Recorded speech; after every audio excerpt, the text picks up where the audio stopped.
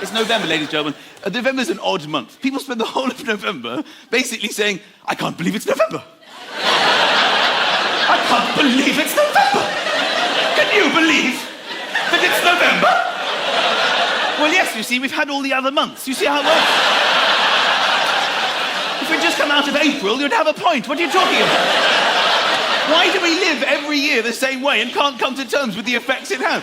The clocks go back. It's such a hugely strange night for everybody. You spend the whole of Sunday slightly jet-lagged. And you spend the whole of the first week at 5 o'clock at the window going, look how dark it is. It's only 5 o'clock and look at the results. So December will come, right? December, we're all in December. Christmassy is a huge part of December. Christmassy. Everyone will be discussing this emotion of Christmassy. I don't know what it is about this year, I just don't feel Christmassy. Do you feel Christmassy? I haven't felt this. Somebody should ask that. I was just saying the other day, I don't feel Christmassy. At some point in December, there will be an announcement. Today, I felt Christmassy for the first time. Then when we get to Christmas, we have to get to the New Year, right? Christmas and New Year are separated by 6 days, between the 25th of December and the 31st. The strangest 6 days in the whole year. Nobody has a clue who they are. All rules have been suspended. People eat a lot of turkey sandwich. You start putting vegetables into sandwiches. You would never normally do this. You're like, I want a turkey sandwich. I want a turkey sandwich. Is there post today? Is the post come today? What day is it? Do you know what day it is? I don't even know what day it is. I want another turkey sandwich. When did the bins get taken away? Should I start my diet? Are the shops open? Have the sales started? Can I park here? Can I park here today? Was that the post? I think I just heard the post. I want another turkey sandwich. What time is chitty chitty bang bang? I want to watch... If somebody said to you in June, do you want to watch chitty chitty bang bang? You'd be like, no. We've all got into a bath that's too hot. And it's normally our own fault. We don't have time to wait. When we run the hot tap, when we run the cold, we don't have time to wait for the full, proper temperature to reveal itself. You just have it, that should be fine. You go away into your busy life and you come back, and you normally know as soon as your foot goes in. As soon as it goes in, you normally go, ooh, I've run that a bit too hot. But often you don't realise it until you're in already. You get in and you start lowering yourself because it takes a while for the information that your feet are burning to reach your brain where the information has to go to tell you about it. Because it's really quite a long way for the information to travel. So you start lowering yourself and you're thinking, something doesn't feel altogether right here. Then it just hits you. Ah! You have a split-second decision. Do I stay or do I go? And many times you just go, I can't. Oh my God, I can't. And you end up standing naked in your bathroom. You look down, you've got this sort of red skin socks of pain. Ow! Look what I did to myself. Then you have to empty the hot out, put cold in, which involves sacrificing your arm to plunge to the plug. Plug plunging. Very dangerous. You look at your arm as if to say, this will hurt, I do apologize. Brace yourself. Sometimes you can't get a purchase. You're like, I could lose my arm! But the braver amongst us, there's many here tonight, and I count myself amongst you, will hover paddle. This is where you get into the bath. Even though it hurts, and you hover over the surface, you get the cold on, and you start paddling like a maniac. We can change this. It's getting better all the time now. Be brave! Be brave! Then you inherently know it's time to change direction now. Come on! It's getting better. Come on. And then you have to test it. How is the water going? Is it ready to fully submerge? And you do this with your bottom. You select your bottom, and the task of your bottom is simply to dip in to see, is it ready? How's it going? How's it going? This is where I forget, unfortunately, that I have balls. It's not so much that I forget. It's more the angle of dangle means that my balls are now the closest thing to the surface of the water, not my bottom after all. And it comes as a nasty surprise. It's the most sensitive part of the human body. It's the last part of the human body, let's be honest, that you would volunteer to test boiling water with. No one's ever handed me a cup of tea and said, Michael, this might be a little bit on the hot side. Well, we shall soon find out, my friend.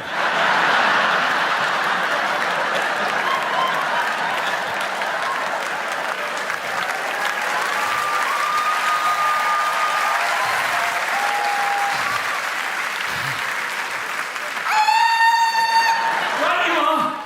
Little bit more milk. Just a splash. Just tested it with my hover paddle hardened bollocks there, my friend. You like that song I came on to, The Kings of Leon? It's good, but the lyric is odd. Seriously. Your sex is on fire? What are they talking about? What is the inspiration for this lyric? Darling, don't be alarmed. What? Emergency services, what is the next real emergency? Oh! My sex is on fire!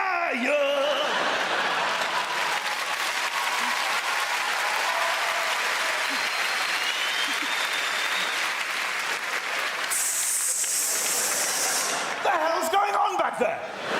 And the mainstay of any meal will be salt and pepper. Salt and pepper are so phenomenally successful in the herb and spice arena.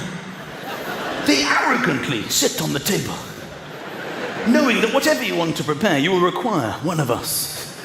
Either myself or my dear friend Pep. Isn't that right? Right you are, Sultan. You've been keeping busy? Oh, breakfast this morning, I was all over that.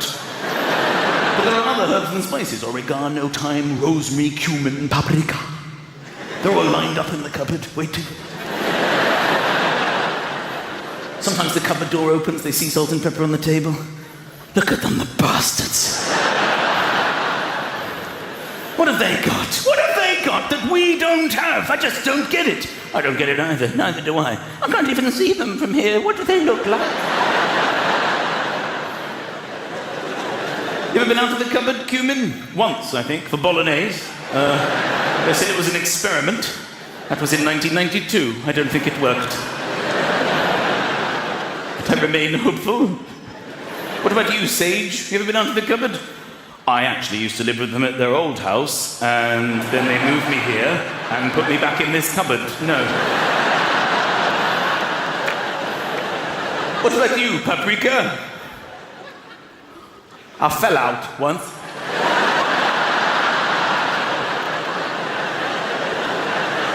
They just put me back in the wrong way round.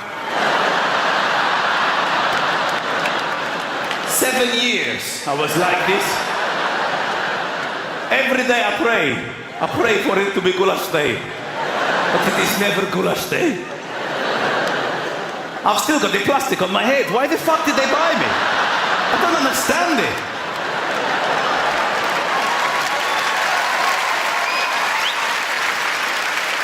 What about you? Who are you on the end? My name is Five Spies.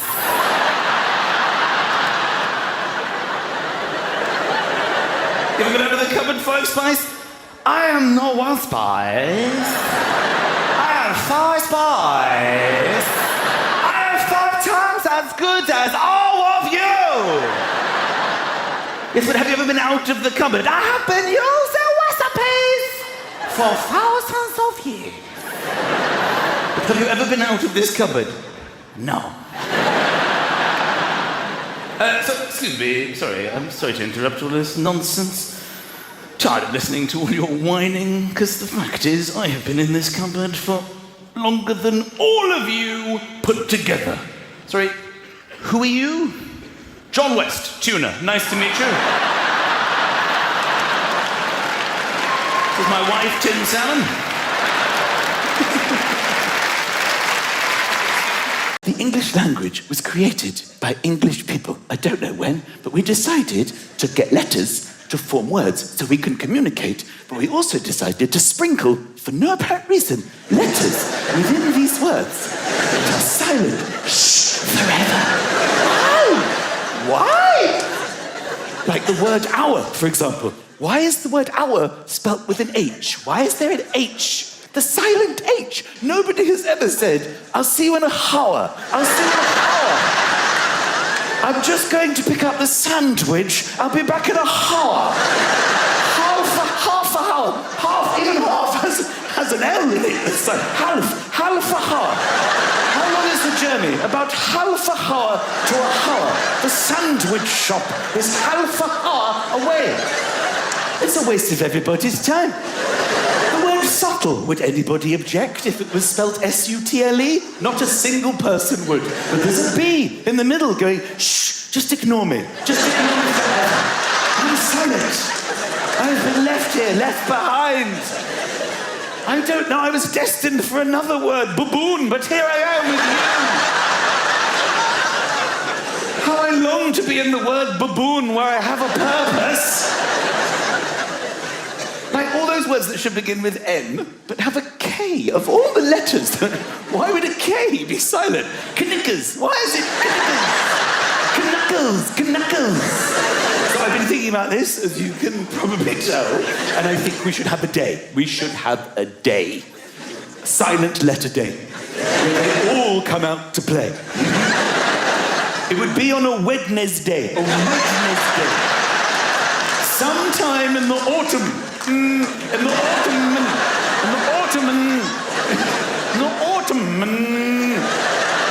Could be in February. I haven't put this through time. Could be in February or the autumn.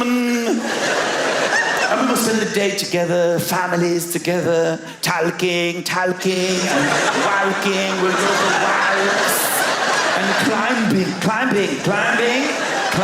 Knitting, a lot of knitting. People will save up their knitting to do on Silent Letter Day. And the knife is the only cutlery that you're allowed to use, the knife. No other cutlery is allowed on Silent Letter Day. Food is buffet style. You go along with your knife. There's salmon and swordfish and sandwiches and yogurt. And you use your knife. All the flavors are very subtle flavors. And the gnome will be the symbol of Silent Letter Day. Like Father Christmas, at Christmas, the gnome, everybody gives each other a gnome to celebrate. Happy Silent Letter Day, I got you a gnome. I've kept it hidden in the cupboard for months. I wrapped it up. Do you like it? I wrapped it up. I cut the wrapping paper with scissors. I used scissors to cut the wrapping paper. I'm so sorry, I forgot. I didn't realise. Is it really Silent Letter Day? Is it honestly Silent Letter Day? You mean honestly? Yes, it is honestly. You should have known. You'll never listen. I'm not giving you a gnome. I'm sorry. I'm taking it back to the shop. I've kept the receipt. And at the end of the day, we will celebrate with champagne. Of course we will. Can I have you some champagne? Happy Silent Letter Day. Just a drop. Maybe just a splash. Oh, there's a knock at the door. Oh, it's Chloe and Isla. Sorry, Chloe and Isla. My old friends from school. Fascinating. Grab a knife. Help yourself to lasagna. There's some lasagna. And at the end of the day, when we are knackered, we go to sleep at 1:30. I was going to tell you about my private life. I've had some good news recently, is that I've got... my wife has always had a dream, okay, to own a little place in the countryside. And it became my dream when she told me about it every day for 10 years. And recently, I bought a little place in the countryside for us. Beautiful little place. It's very remote, very isolated, very private, rolling hills. It's surrounded by a farm. It's not our farm, but it's just lovely. We didn't tell the children we were getting it. It was the most magical day when we first moved in, and we were standing outside, all of us, my children running around in the fields. They couldn't believe it, giggling, and the sun going down, and my wife and I holding hands, going, "We did it. It's amazing. I'm so happy." And tears. It was beautiful.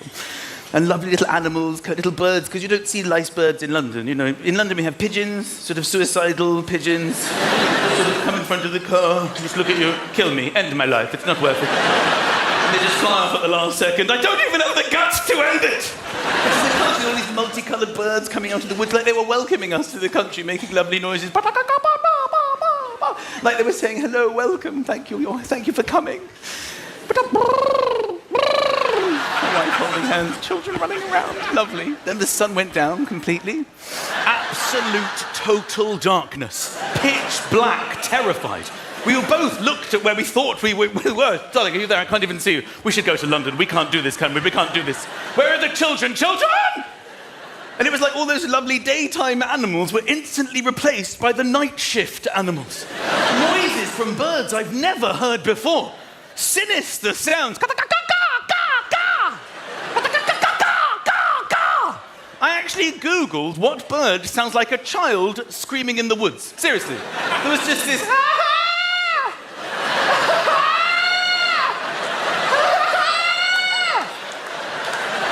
That with the... My whole family holding hands in a 360, edging to where we hoped the house was.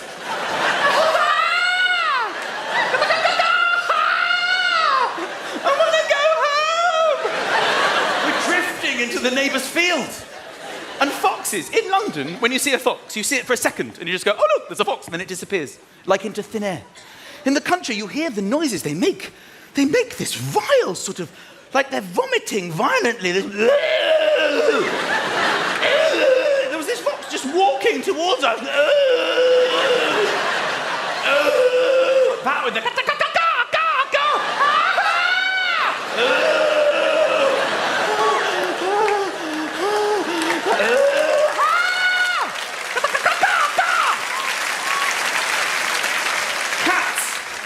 Cats on heat.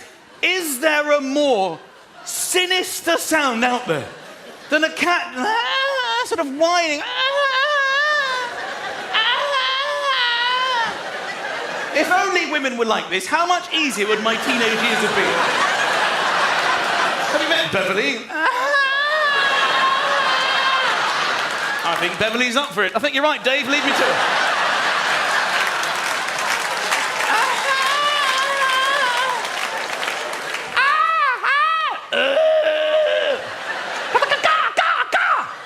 Finally, we made it into the house. You know, people in the country, they say things like, we never lock our doors in the country. Are you joking? I was putting furniture in front of the door. I opened the curtains to see what it was like. There was a fox in my face. Oh my God, it's getting worse. Because the fear is someone's going to break in the night. What are you going to do if someone breaks in the countryside? In London, you tell them where you live, you tell them your road, your postcode, the number, then the police will come to your house. In the country, people say things like, ignore the postcode, that takes you to another house. Or why don't you swap postcodes with that house? Every house just has names. The glebe house, the rectory, the little cottage on the hill. I just spent my whole life giving people directions. There's a dip in the road. You'll feel it. You won't see it. You'll feel a slight dip. There's some roadkill. It used to be there. There might be some roadkill. There's a left. There's a sharp left.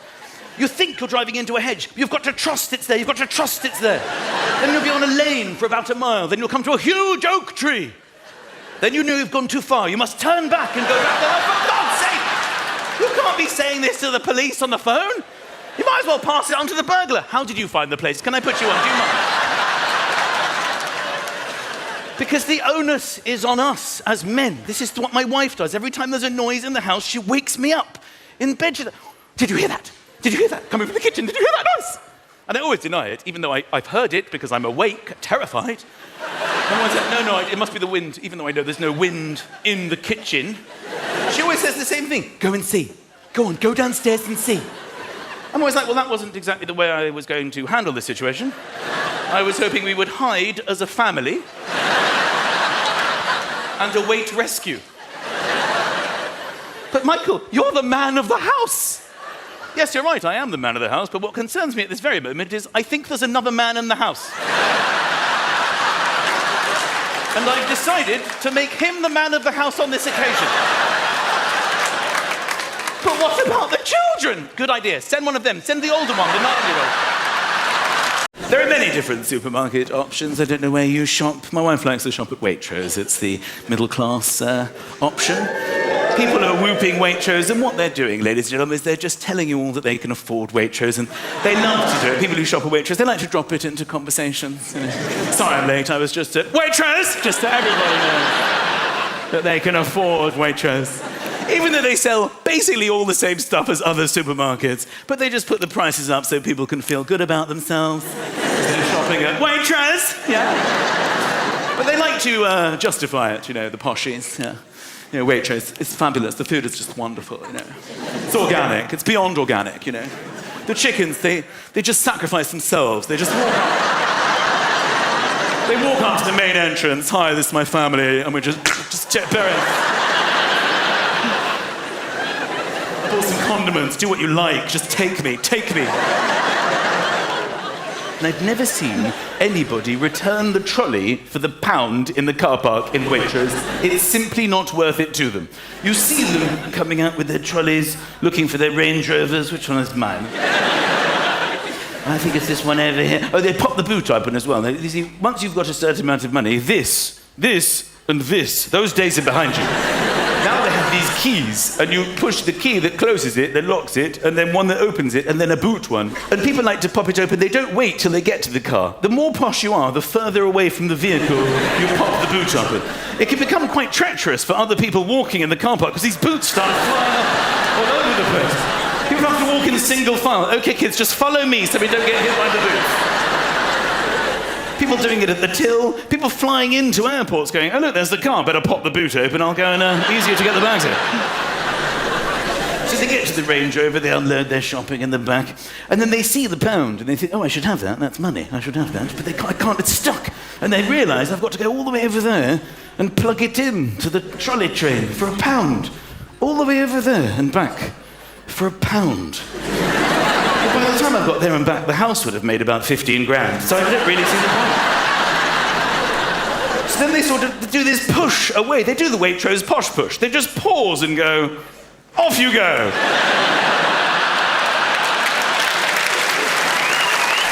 Goodbye.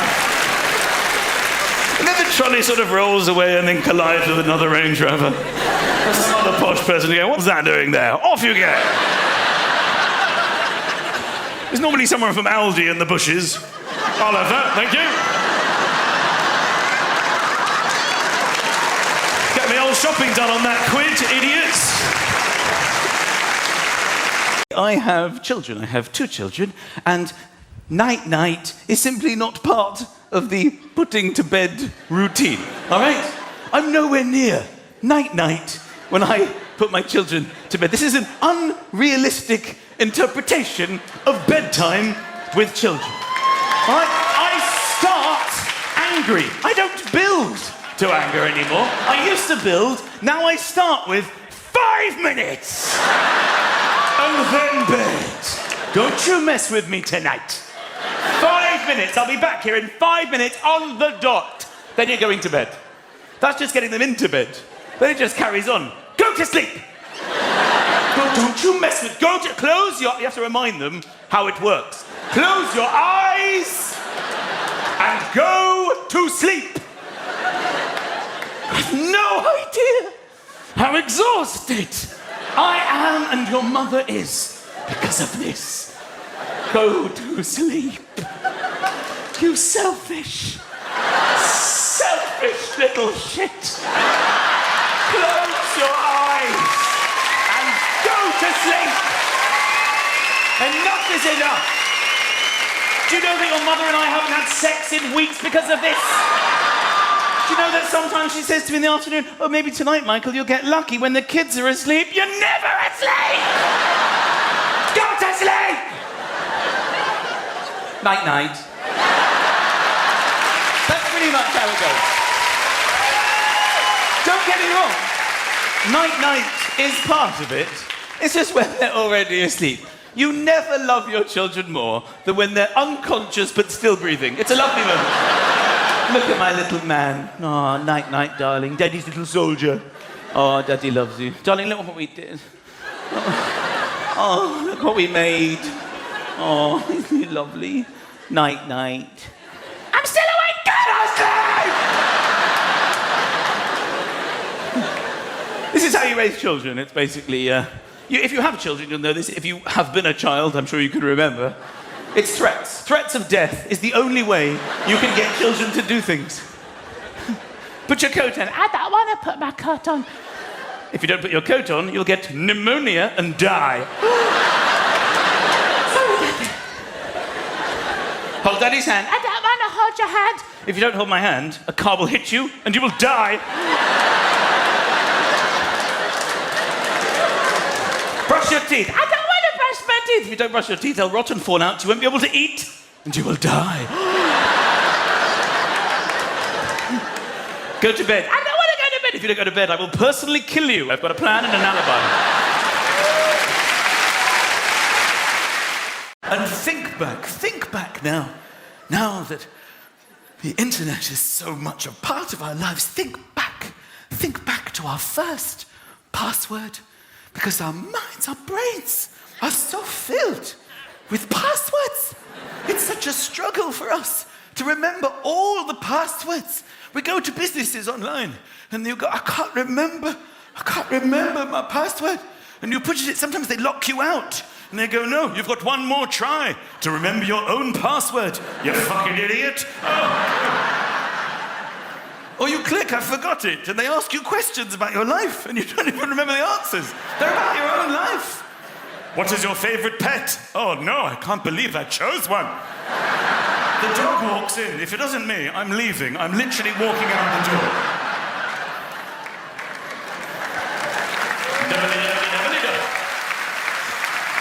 Oh, the password. And at the beginning, we all had one password. It was our first password we can nostalgically remember. And we used it for everything, every time we joined another business. Can I have your password? Yes, you can. That is my special word. And then companies started getting quite rude. You would put your password in, and it would go, weak. Who are you to judge my special word? And they're like, I'm sorry, but the internet has become very popular. We need to strengthen your password. And businesses would insist, we must have from you a capital letter. I'm sorry, we will not be accepting passwords anymore unless it contains at least one capital letter. And we all momentarily considered our options before deciding to capitalize the first letter of our password. And for a period of time, that was fine. But the internet became even more popular. And then businesses started saying, I'm afraid you cannot join unless you have at least one capital letter and at least one number. Again, less than half a microsecond's consideration before we collectively decided, you shall be getting the number one. And that will be the end of my now capitalized password. And for a period of time, this was acceptable until a whole new, unexpected, and exciting dawn emerged. A world of special characters. We didn't even know what they were. And businesses would say, we need a capital letter. We need a number, but we will also require a special character. And we clicked on the button, please, can I have some examples of these special characters which you now insist upon? And we perused them. There they are. I had no idea these characters were so special until all of our eyes stopped upon the exclamation mark. You're coming with me. Which we then put at the end of our now capitalized password, just after the one. And it's at this moment that everybody at the London Palladium is thinking, I should probably change my password. I'm probably going to do that tomorrow. Do that now. I need to think of another special word. Got to get that changed. We've all got into a bath that's too hot. And it's normally our own fault. We don't have time to wait. When we run the hot tap, when we run the cold, we don't have time to wait for the full, proper temperature to reveal itself. You just have it, that should be fine. You go away into your busy life and you come back, and you normally know as soon as your foot goes in. As soon as it goes in, you normally go, oh, I've run that a bit too hot. But often you don't realise it until you're in already. You get in and you start lowering yourself because it takes a while for the information that your feet are burning to reach your brain, where the information has to go to tell you about it. Because it's really quite a long way for the information to travel. So you start lowering yourself and you're thinking, something doesn't feel altogether right here. Then it just hits you. Ah! You have a split-second decision. Do I stay or do I go? And many times you just go, I can't. Oh my God, I can't. And you end up standing naked in your bathroom. You look down, you've got these sort of red skin socks of pain. Ow! Look what I did to myself. Then you have to empty the hot out, put cold in, which involves sacrificing your arm to plunge to the plug plunging. Very dangerous. You look at your arm as if to say, this will hurt, I do apologize. Brace yourself. Sometimes you can't get a purchase. You're like, I could lose my arm! But the braver amongst us, there's many here tonight, and I count myself amongst you, will hover paddle. This is where you get into the bath. Even though it hurts, and you hover over the surface, you get the cold on, and you start paddling like a maniac. We can change this. It's getting better all the time now. Be brave! Be brave! Then you inherently know it's time to change direction now. Come on! It's getting better. Come on. And then you have to test it. How is the water going? Is it ready to fully submerge? And you do this with your bottom. You select your bottom, and the task of your bottom is simply to dip in to see, is it ready? How's it going? How's it going? This is where I forget, unfortunately, that I have balls.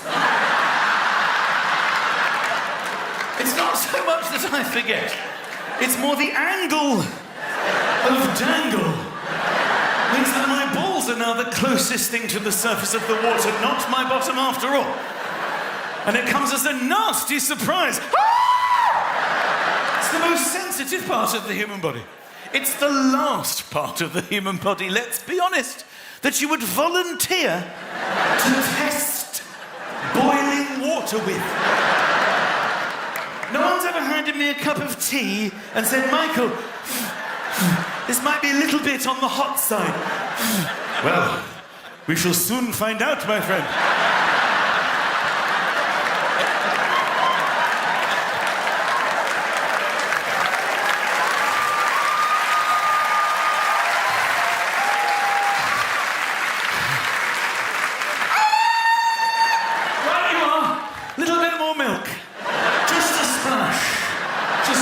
With my hover paddle hardened bollocks there, my friend. It's Christmas!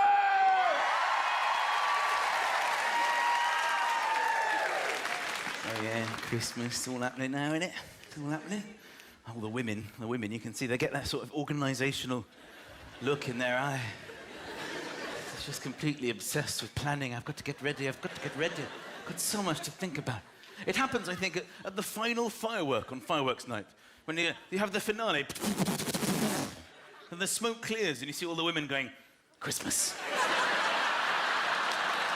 Got to start getting ready for Christmas, man. Christmas is coming. Don't talk to me. I'm thinking, I'm planning. There's so much to do, darling. Men do the tree. I love getting my tree and putting my tree up in my house. Come, darling, see the tree I chose. Big bushy tree. And then you decorate it. It looks beautiful, doesn't it? And one of the main things you have to do when decorating a tree, as we all know, is you have to make sure that the plug is right at the back and the wire so you can't see it, so it doesn't ruin the aesthetic. The problem with this, of course, is that every night you leave it on because it looks so lovely. Then you're halfway up the stairs and you stop. And you think, there could be a fire. Which means that literally every night of December, before bed, I'm downstairs, under the tree. Darling, can you help me? I can't reach the button.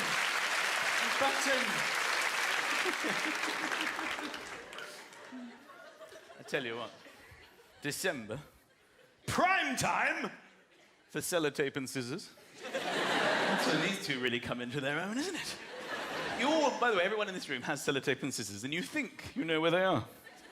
They're probably not there, because they're always on the move. You're sitting there going, I actually know where my sellotape and scissors are, but no, not when you want them, not when you bloody want them. You'll be opening the drawer. I thought they were, who's moved the scissors? They move on their own, the scissors. They're crafty little bastards. And the sellotape, as soon as you leave the sellotape unattended, it will wind itself up when you're not looking. Days on end of December are spent with me just looking round the tape. How could this have happened? Surely soon I will find a way in. And look at your watch. I think I've been here now for 3 days. And then you find it. Finally, I'm in. And you get some kind of weird backward triangle bit. I'm not in. I thought I was in, but I'm not in. Sometimes you give up. I'm not going to look for the scissors anymore. I'm going to buy new scissors. I don't care. I don't need to spend my whole life looking for scissors. I'm going to get new scissors. You think you've won. You think you've won, don't you? You get your new scissors. I've got some new scissors. Forget the old scissors. I'm going to spend my whole life looking for those babies. Here's my new scissors. Then you realise that the scissors come in a plastic packaging that closely covers the scissors. And you can't get in unless you have scissors. The very thing you need is staring at you through the plastic window. And they look at you, don't they? Find a way in, dickhead. You can't, can you? Go on, find your old scissors. You thought you'd won. You haven't won. We've won. The scissors have won. Most people use the scissors in the classic scissor way, don't they? They cut. You know how to use scissors. You get the paper. You see how much you might need. Then you start cutting like that. That's how people cut. But there are some people amongst us. Gifted, special people. The gliders. These people are amazing, hidden within normal society.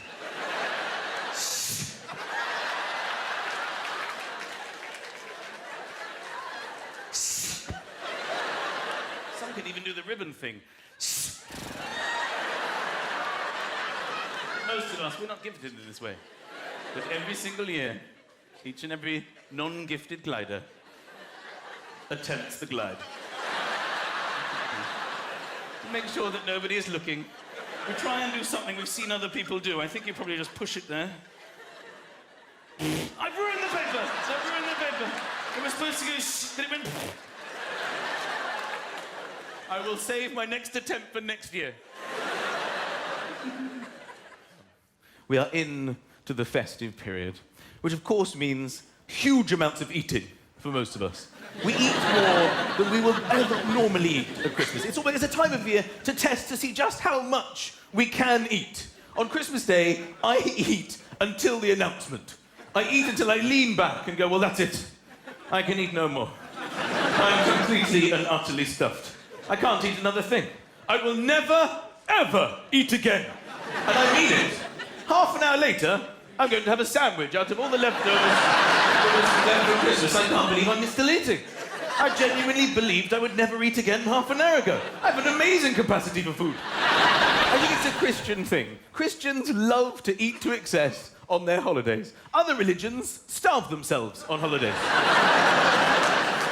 Jewish people have a holiday, they starve themselves. Muslims have a holiday, they starve themselves. It's almost like Christians have had somebody look through the Bible for opportunities to eat to excess. What have you got for me? Well, it says here that Jesus had a very big meal, then he starved himself for 40 days and 40 nights. Whoa, go back. What was the first part?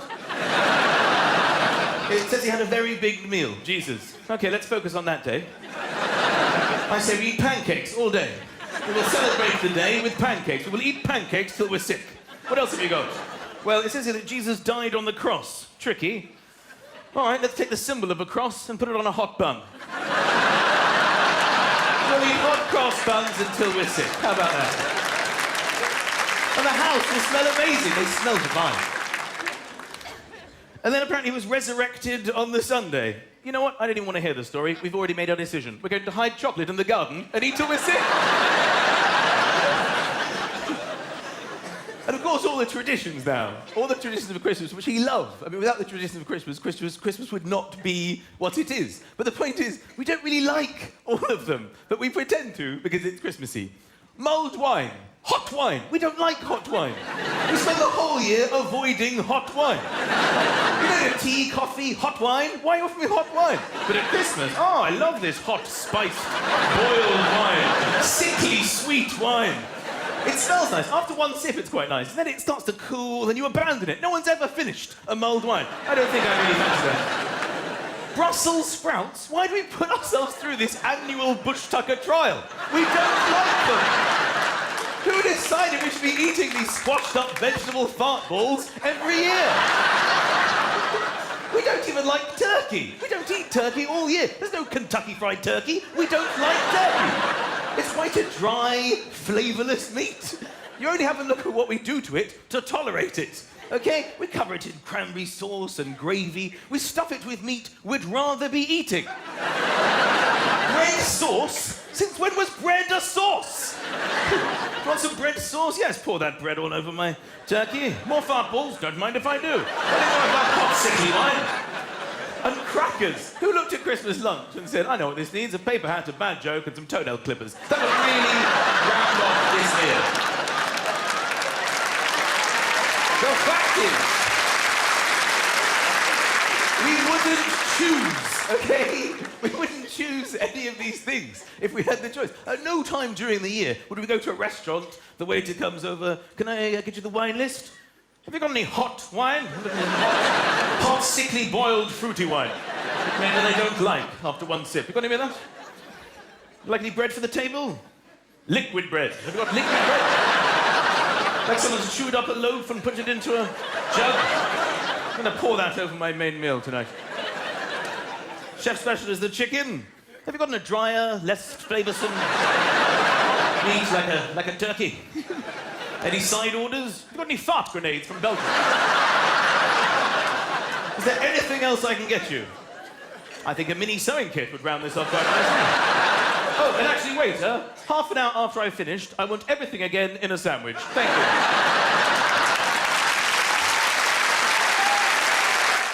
There's such a magic, isn't there, to that day? It's very different doing a Christmas show leading up to Christmas as opposed to doing it on Christmas Day. It's such a special, magical day. There's such a build-up to it that when you're in it, you can't even believe that you're in it. You know, you open the curtains and you're like, that's my road. On Christmas Day. Sometimes you see other people. Look at that man walking his dog. On Christmas Day. I'm having my morning pee. On Christmas Day.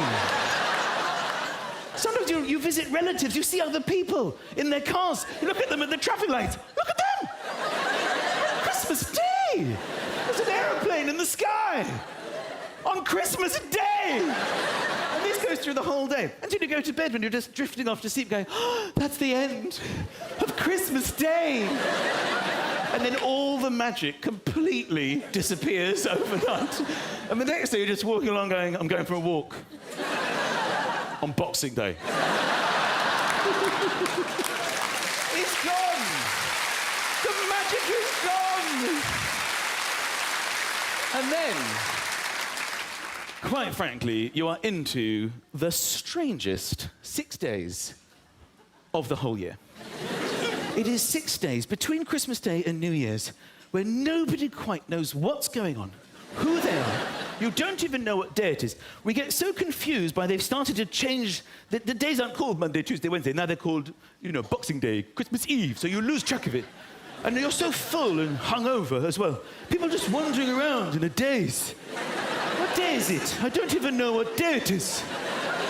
the shops open? Do the shops open? Have the sales started? I don't know what day it is. Should I start my diet today? Do I start it today? Is there post today? Does the post come back? Can I park here today? What day is it? Can I park here? When do the bins get taken away? I've never had more rubbish in my life. Can I eat this bit of the turkey, or is the turkey finished? Can I have this bit of the turkey? What time is Chitty Chitty Bang Bang on? Nobody knows what they're doing. Also, all the stuff that you get for Christmas, what happens to it? What happens to it? I know we get big presents and it's exciting, but there are certain things that I don't remember throwing away, but I never see them again after Christmas Day. Everything I or anyone in my family has ever won in a cracker, where is it? Where does it go? I have no recollection of binning it, but I've never had nobody has experienced somebody at any stage in the year just saying anything along the lines of, does anyone fancy a game of mini cards? Mini cards? I find the full-size deck a little bit overwhelming. Can we just play with the tiny cards? I'm almost at my baggage allowance, so I bought my miniature cards that I won at Christmas. Why measure the whole carpet when we can measure this section and guess the rest? With my mini tape measure, I won at Christmas. Does anyone have the tiniest amount of sewing I could attend to? Not a lot of sewing. Not a rip or a tear, just a fray. So anyway, how are you? Let me consult my mini-coloured curly fish. It's curling up at the sides. I'm jealous. But then men do come into their own, obviously, at Christmas. You know, we do have jobs. I chip into wrapping. My wife does the wrapping because she's the best at it. But she can't do it without me. There is always that moment when she calls me in. Michael! Michael! Can you put your finger there?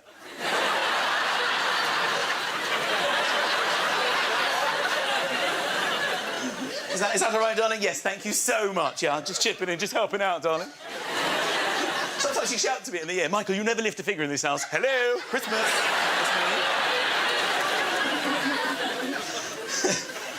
And of course, the gluttony is insane. The amount of eating, we don't even know that we're capable of eating as much as we eat on Christmas Day. We spend the rest of the year having meat and 2 veg, and then it's suddenly 7 meat, 15 veg, please.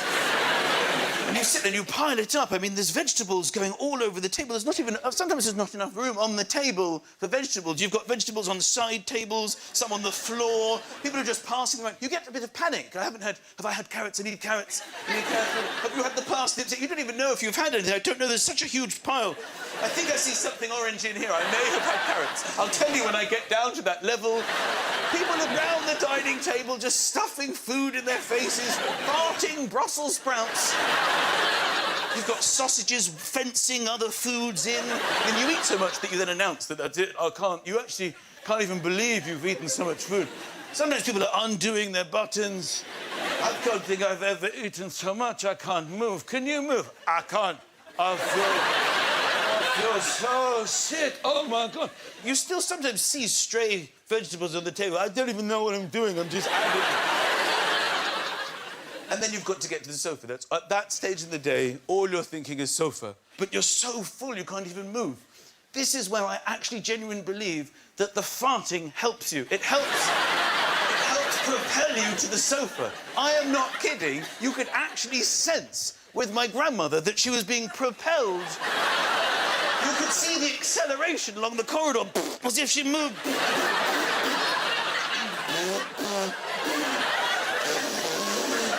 Once she actually stopped in the middle of the corridor, we had to give her more sprouts. Just a couple to get her over the edge. And then you're on, you... Family people in tonight, who's got children? Round of applause, you got children? There are basics that you have to do every single day when raising children. And these are feeding them. You have to feed them. This is probably news to nobody. You have to feed them. You have to dress them. Okay? You have to wash them, and you have to put them to bed. You have to do these 4 things every single day. Now, every single day, each one of these things is a battle. They are reluctant to do these things, and you are forced every day to compromise on each of them. I don't know why they resist these basic things. Every day is a battle. Just getting dressed. They will not get dressed. Put your clothes on. Put your pants on. They refuse to wear pants. I don't like pants. They're uncomfortable. I don't like pants. Put your jumper on. I'm boiling. I'm boiling. They're always boiling. I'm boiling. Yes, that's because I've heated the inside of the house. But what I haven't done is heated the rest of the world. So you will need it when you get outside. Can I just take it? So you just compromise. All right, fine. Just take it. Do your laces. Can I do it in the car? Fine. Do it in the car. Where's your bag? Where's your other shoe? And they spring things on you at the last minute. The other day we were going to school. We're nearly out the door. My son's done quite well, actually. He's got his pants on. He's even got his jumper on. He's holding his coat. He's got his bag. We're nearly out the door. He just looks at me and goes, Dad, it's Roman Day. What's Roman Day? Everybody has to go to school today dressed as something from the Roman Empire. I'm supposed to be at school in 6 minutes. What exactly did you expect me to do at this point? Oh yes, when I was 9, I was a centurion. I think I still have my armour here in the cupboard. Let's not drive this morning. I've been hiding a horse and chariot in the garage. I'll arrive in style. Feeding. They will eat. Children will eat. They will eat rubbish. They'll eat garbage. Okay? They'll eat chocolate and sweets and ice cream till they're sick. What they won't eat is things that are good for them. Every day we try to get them to eat vegetables, fruit, things that are good for them. We aim very high, my wife and I, every single mealtime. All right, tonight, there will be no ice cream, children, unless you have all your peas, all your broccoli, and all your carrots. But Dad, please, it's disgusting. Please don't make me eat that, please, it's just disgusting. Please, Dad, you can't force us. You can't force us. It's disgusting. All right, fine. I just want you to eat 1 carrot, 5 peas, and this floret of broccoli. But Dad, it's disgusting. Please don't make me eat that, please. You can't force me. I hate it. I hate it. All right, fine. Just stick out your tongue and let me wipe the broccoli across your face. And then can I have ice cream? Yes. Washing every day, run the bath, get in the bath. Have you washed? Have you brushed your teeth? They lie to you. They lie to my face every single day. Have you brushed your teeth? Yes. Okay, then breathe on me. I have to get this jet of disgusting... You haven't brushed your teeth, have you? No, I haven't, Daddy. Well, why did you say that? The laziness. Oh, and flush the... You know... Before I had children, I used to dream about what it was like. My wife and I would discuss it. I can't wait to have children. It's going to be amazing. You'll be such an amazing mum. I used to dream of idyllic, rosy-cheeked, beautiful children in dungarees, running in fields, picking flowers. Can we have our picnic now? Can we have our picnic? How did that fantasy become me, almost on a nightly basis, standing over the toilet, going... Whose poo is this? Lucas! Is that your poo? He puts on this whole facade. He actually comes over and looks in the loo. No, that's not my poo. So, Ozzy, it's your poo. Dad, that is definitely not my poo. Darling, don't you even. Oh, hair wash night. I don't know how much you're supposed to wash your children's hair, but I've got it down to about once a fortnight now because of the drama. Hair wash night? No, Daddy, please. Can we do it tomorrow? Daddy, can we do it tomorrow? We do it tomorrow. I don't know what's going to go in my eyes. It's going to go in my eyes. Put your head back. You have to hold the flannel. They shake and it's going to go in my eyes.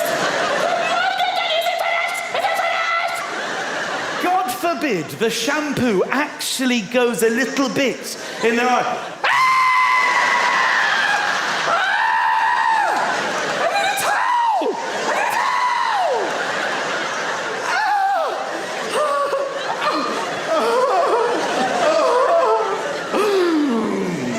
Why would you do that to me? For God's sake, I'm just trying to wash your hair. Bedtime. Oh, bedtime. It's bedtime. Go to bed. Can I have a story? Can I have a story? The last thing you want to do at the end of a day of battles is read a nonsense, stupid story. I don't know if you do this, but I will scan the bookshelf for the shortest book that we own. My son's always like, can we read The Hobbit? No. I thought we could read this leaflet that came through the door. It's for a local pizzeria. You see there's a deal on. Now, good night. Daddy loves you. This is what it is like. It is a battle. It is a daily battle every single day to do the basics. There isn't a child on earth who has ever not battled these things. There's no kid in the history of children who's ever just gone, Mum, Dad, listen, I'm exhausted tonight. I'm just going to head up to bed, I think. I managed to squeeze a shower in earlier, Mum, while you were cooking that amazing dinner. I don't know what you did with the broccoli. Was it something different? Because for me, it could have been a meal all unto itself. Magnificent. I didn't tell you guys it was Roman Day tomorrow because I wanted to surprise you with the outfit that I've made. You're going to love it. I'll see you by the door at about 5 to 8 in my shoes and pants, and I'm going to wear my coat because you never know. I mean, it is quite chilly out. Oh, and minty fresh. Well, that's never going to happen.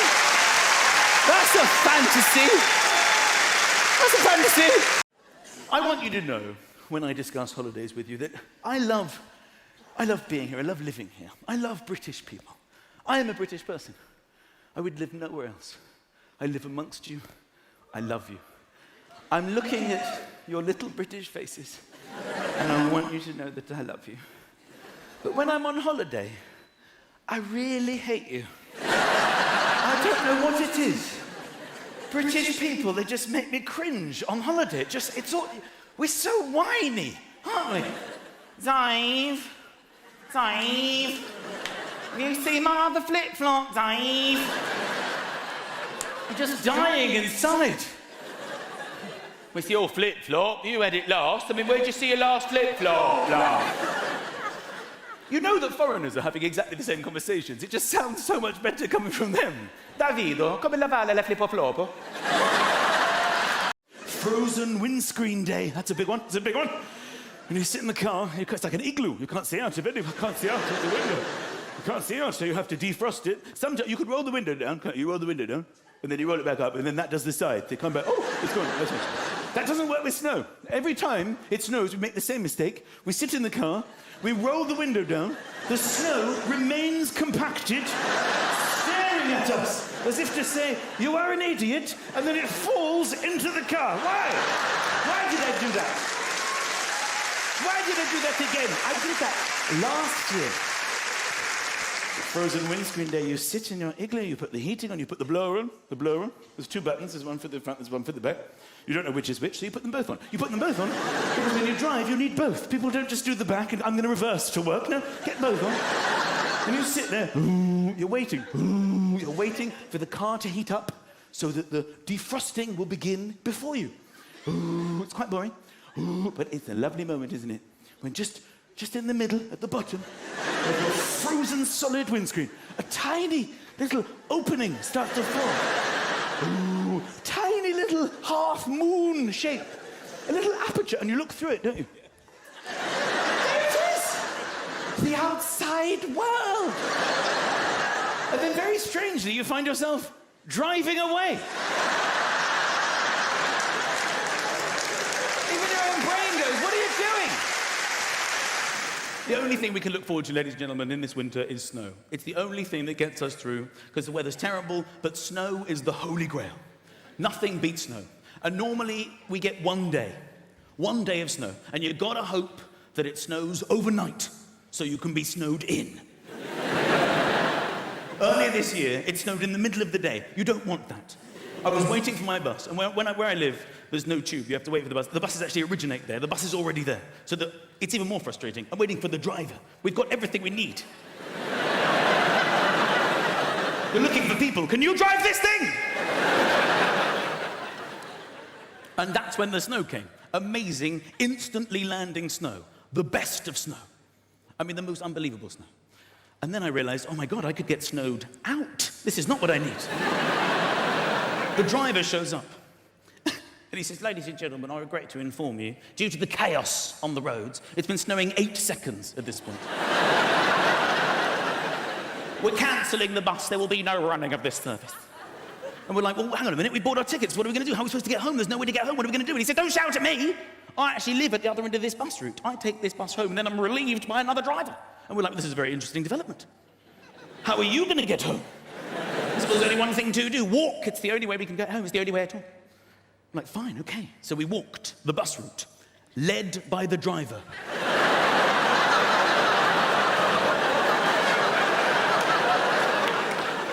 We came to the first stop. We had to tell the people waiting, there's no bus. And they joined our imaginary bus.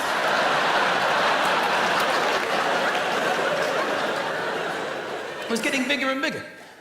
I looked behind us, I could see the next imaginary bus. Not a bus, just people walking.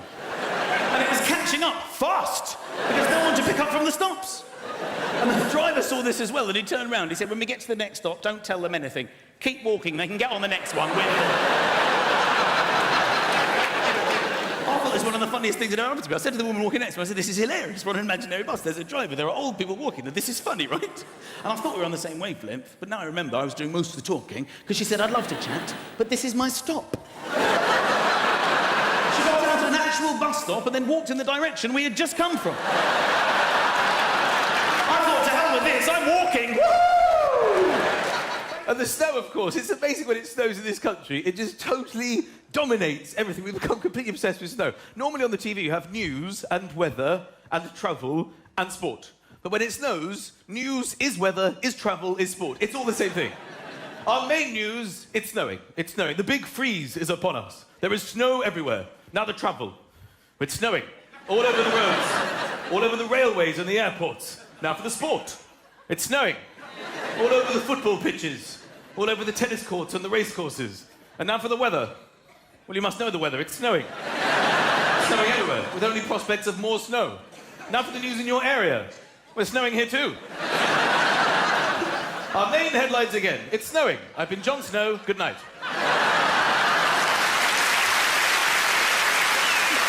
I ran in, woke up my wife, which, by the way, is dangerous, all right? You don't wake a sleeping woman on a lion. There are only 2 caveats to this. If a celebrity has died or it's snowing, these are the only times man feels confident enough. Is anybody actually in a kilt tonight? It's not a special occasion, I understand that. It's not a special occasion, but I do love it.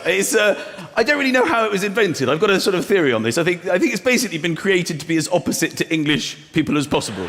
I think at some stage during history, Scottish people got together and said, all right, today we're going to design the Scot, all right? Now, the theory on this is we're going to have him as opposite to English people as is humanly possible. Right, now, I've been down there, it's not pretty. They're wearing trousers. So we're going to open with a skirt. Modelling it here is Scott. You right, Scott? I'm all right. But you've got me in a skirt.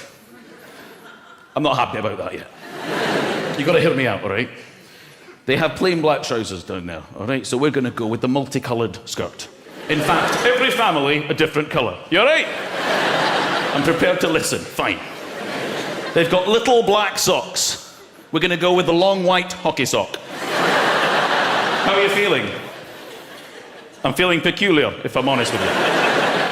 Now, unfortunately, I've been down there and they're all in underpants. So, according to the rules, there can be no pants, Scott.